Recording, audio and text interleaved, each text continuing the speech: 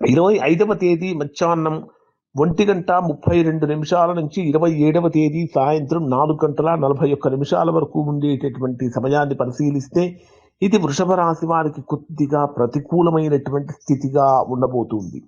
నమ్మిన వాళ్ళే మోసం చేస్తున్నారు అనేటటువంటి భావన కలుగుతుంది. మనోభారం పెరుగుతూ ఉంటుంది.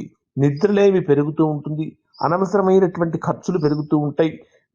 ఇప్పటి వరకు మనకు కనపడకుండా ఉన్నటువంటి శత్రువులు కూడా మన మీద విజృంభించే అవకాశాలు ఉంటాయి. ఆరోగ్యపరమైనటువంటి శ్రద్ధ కూడా మీకు చాలా అవసరమని చెప్పాలి. విద్యార్థులు ఏకాగ్రత లోపం లేకుండా చూసుకోవడం ప్రధానంగా చెప్పదగినటువంటి సూచన.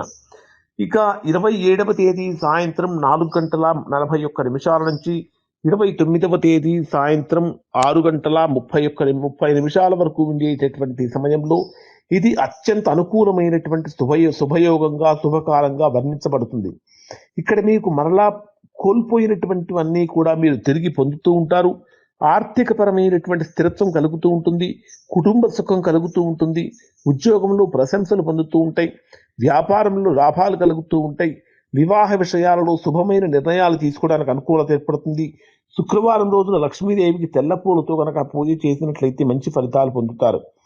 29వ తేదీ సాయంత్రం 6:30 నుంచి 31వ తేదీ రాత్రి వరకు ఉండేటటువంటి సమయాన్ని కనుక మనం పరిశీలించినట్లయితే ఇది వృషభ రాశి వారికి ఏ విధంగా ఉంటుందంటే బ్రహ్మాండమైనటువంటి అనుకూలత పెరుగుతూ ఉంటుంది.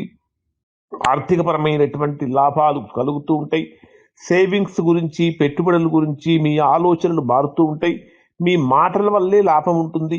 అంటే ఎదుటి వారిని ఆకర్షించుకునేటటువంటి విధంగా మాట్లాడుతూ ఉంటారు.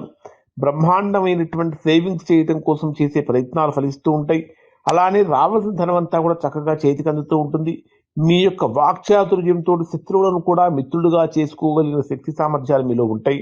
ఈ రోజున అంటే ఈ రోజుల్లో పెసలు గనక దానంగా సమర్పించినట్టయితే తద్వారా బ్రహ్మాండమైనటువంటి అద్భుతమైనటువంటి ఫలితాలు పొందుతారు. ఇవి వృషభ రాశి వారికి సంబంధించినటువంటి ఫలితాలు. శుభం.